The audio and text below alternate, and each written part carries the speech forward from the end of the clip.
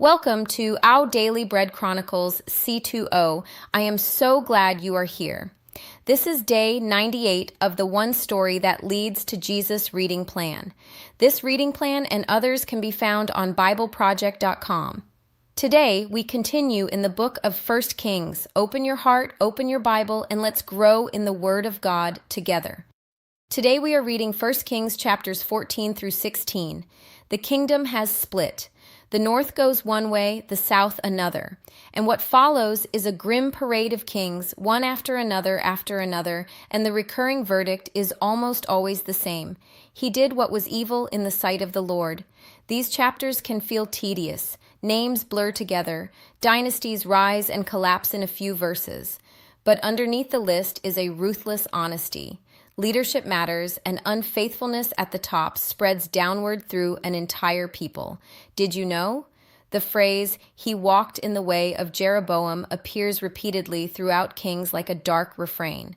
Jeroboam's sin, setting up golden calves at Bethel and Dan to keep people from returning to Jerusalem, became the measuring stick for every corrupt king that followed. One leader's compromise shaped a nation's trajectory for generations. Here is what this means for your life today. You do not have to be a king for this to matter. Every person leads someone, a family, a friendship, a classroom, a team. The direction you walk becomes a path others can follow. The question is never only about you. Psalm 98 refuses to end on that darkness. It calls for a new song, for seas to roar and rivers to clap their hands. The judge is coming, and for those who have been faithful in obscurity, that is not a threat. It is the best news imaginable. Here is your question for the comments. Whose faith has most shaped the direction of your own? And are you aware of anyone who might be walking in your way right now? Ahijah's prophecy against Jeroboam. At that time, Abijah, son of Jeroboam, became ill, and Jeroboam said to his wife, "Go, disguise yourself, so you won't be recognized as the wife of Jeroboam. Then go to Shiloh. Ahijah the prophet is there, the one who told me I would be king over this people. Take 10 loaves of bread with you, some cakes, and a jar of honey, and go to him. He will tell you what will happen to the boy."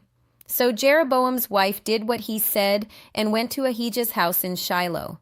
Now Ahijah could not see. His sight was gone because of his age. But the Lord had told Ahijah, "Jeroboam's wife is coming to ask you about her son, for he is ill, and you are to give her such and such an answer. When she arrives, she will pretend to be someone else." So when Ahijah heard the sound of her footsteps at the door, he said, "Come in, wife of Jeroboam. Why this pretense? I have been sent to you with bad news. Go, tell Jeroboam that this is what the Lord, the God of Israel, says. I raised you up from among the people and appointed you ruler over my people Israel.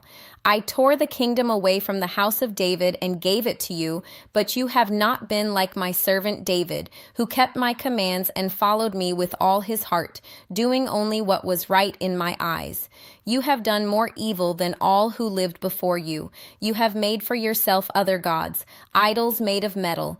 You have aroused my anger and turned your back on me. Because of this, I am going to bring disaster on the house of Jeroboam. I will cut off from Jeroboam every last male in Israel, slave or free. I will burn up the house of Jeroboam as one burns dung until it is all gone. Dogs will eat those belonging to Jeroboam who die in the city, and the birds will feed on those who die in the country. The Lord has spoken. As for you, go back home. When you set foot in your city, the boy will die. All Israel will mourn for him and bury him. He is the only one belonging to Jeroboam who will be buried, because he is the only one in the house of Jeroboam in whom the Lord, the God of Israel, has found anything good. The Lord will raise up for himself a king over Israel who will cut off the family of Jeroboam. Even now this is beginning to happen. And the Lord will strike Israel so that it will be like a reed swaying in the water. He will uproot Israel from this good land that he gave to their ancestors and scatter them beyond the Euphrates River, because they aroused the Lord's anger by making Asherah poles. And he will give Israel up because of the sins Jeroboam has committed and has caused Israel to commit. Then Jeroboam's wife got up and left and went to Tirzah. As soon as she stepped over the threshold of the house, the boy died. They buried him, and all Israel mourned for him, as the Lord had said through his servant the prophet Ahijah.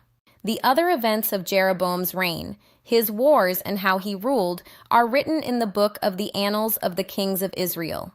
He reigned for 22 years and then rested with his ancestors, and Nadab, his son, succeeded him as king. Rehoboam, king of Judah. Rehoboam, son of Solomon, was king in Judah. He was 41 years old when he became king, and he reigned 17 years in Jerusalem, the city the Lord had chosen out of all the tribes of Israel in which to put his name. His mother's name was Naamah. She was an Ammonite. Judah did evil in the eyes of the Lord. By the sins they committed, they stirred up his jealous anger more than those who were before them had done. They also set up for themselves high places, sacred stones, and Asherah poles on every high hill and under every spreading tree. There were even male shrine prostitutes in the land. The people engaged in all the detestable practices of the nations the Lord had driven out before the Israelites. In the 5th year of King Rehoboam, Shishak, king of Egypt, attacked Jerusalem. He carried off the treasures of the temple of the Lord and the treasures of the royal palace. He took everything, including all the gold shields Solomon had made. So King Rehoboam made bronze shields to replace them and assigned these to the commanders of the guard on duty at the entrance to the royal palace. Whenever the king went to the Lord's temple, the guards bore the shields, and afterward they returned them to the guard room. As for the other events of Rehoboam's reign, and all he did, are they not written in the book of the Annals of the Kings of Judah? There was continual warfare between Rehoboam and Jeroboam, and Rehoboam rested with his ancestors and was buried with them in the city of David. His mother's name was Naamah, she was an Ammonite, and Abijah his son succeeded him as king. Abijah, king of Judah. In the 18th year of the reign of Jeroboam son of Nebat, Abijah became king of Judah, and he reigned in Jerusalem 3 years. His mother's name was Maacah, daughter of Abishalom. He committed all the sins his father had done before him. His heart was not fully devoted to the Lord his God, as the heart of David his forefather had been. Nevertheless, for David's sake, the Lord his God gave him a lamp in Jerusalem by raising up a son to succeed him and by making Jerusalem strong. For David had done what was right in the eyes of the Lord and had not failed to keep any of the Lord's commands all the days of his life, except in the case of Uriah the Hittite. There was war between Abijah and Jeroboam throughout Abijah's lifetime. As for the other events of Abijah's reign and all he did, are they not written in the book of the Annals of the Kings of Judah? There was war between Abijah and Jeroboam. And Abijah rested with his ancestors and was buried in the city of David. And Asa, his son, succeeded him as king. Asa, king of Judah. In the 20th year of Jeroboam, king of Israel, Asa became king of Judah, and he reigned in Jerusalem 41 years. His grandmother's name was Maacah, daughter of Abishalom. Asa did what was right in the eyes of the Lord, as his father David had done. He expelled the male shrine prostitutes from the land and got rid of all the idols his ancestors had made. He even deposed his grandmother Maacah from her position as queen mother because she had made a repulsive image for the worship of Asherah. Asa cut it down and burned it in the Kidron Valley. Although he did not remove the high places, Asa's heart was fully committed to the Lord all his life. He brought into the temple of the Lord the silver and gold and the articles that he and his father had dedicated. There was war between Asa and Baasha king of Israel throughout their reigns. Baasha king of Israel went up against Judah and fortified Ramah to prevent anyone from leaving or entering the territory of Asa, king of Judah. Asa then took all the silver and gold that was left in the treasuries of the Lord's temple and of his own palace. He entrusted it to his officials and sent them to Ben-Hadad, son of Tabraman, the son of Hezion, the king of Aram, who was ruling in Damascus. "Let there be a treaty between me and you," he said, "as there was between my father and your father. See, I am sending you a gift of silver and gold. Now break your treaty with Baasha king of Israel, so he will withdraw from me." Ben-Hadad agreed with King Asa and sent the commanders of his forces against the towns of Israel. He conquered Ijon, Dan, Abel-Beth-Maacah, and all Kinnereth in addition to Naphtali. When Baasha heard this, he stopped building Ramah and withdrew to Tirzah. Then King Asa issued an order to all Judah. No one was exempt, and they carried away from Ramah the stones and timber Baasha had been using there. With them, King Asa built up Geba in Benjamin, and also Mizpah. As for all the other events of Asa's reign, all his achievements, all he did, and the cities he built, are they not written in the book of the annals of the kings of Judah? In his old age, however, his feet became diseased. Then Asa rested with his ancestors and was buried with them in the city of his father David. And Jehoshaphat his son succeeded him as king. Nadab, king of Israel. Nadab, son of Jeroboam, became king of Israel in the 2nd year of Asa, king of Judah, and he reigned over Israel 2 years. He did evil in the eyes of the Lord, following the ways of his father, and committing the same sin his father had caused Israel to commit. Baasha son of Ahijah from the tribe of Issachar plotted against him, and he struck him down at Gibbethon, a Philistine town, while Nadab and all Israel were besieging it. Baasha killed Nadab in the 3rd year of Asa, king of Judah, and succeeded him as king. As soon as he began to reign, he killed Jeroboam's whole family. He did not leave Jeroboam anyone that breathed, but destroyed them all, according to the word of the Lord given through his servant Ahijah the Shilonite. This happened because of the sins Jeroboam had committed and had caused Israel to commit, and because he aroused the anger of the Lord, the God of Israel. As for the other events of Nadab's reign and all he did, are they not written in the book of the annals of the kings of Israel? 32. There was war between Asa and Baasha, king of Israel, throughout their reigns. Baasha, king of Israel. In the 3rd year of Asa, king of Judah, Baasha, son of Ahijah, became king of all Israel in Tirzah, and he reigned 24 years. He did evil in the eyes of the Lord, following the ways of Jeroboam and committing the same sin Jeroboam had caused Israel to commit. Then the word of the Lord came to Jehu, son of Hanani, concerning Baasha. I lifted you up from the dust and appointed you ruler over my people Israel, but you followed the ways of Jeroboam and caused my people Israel to sin and to arouse my anger by their sins. So I am about to wipe out Baasha and his house, and I will make your house like that of Jeroboam, son of Nebat. Dogs will eat those belonging to Baasha who die in the city, and birds will feed on those who die in the country.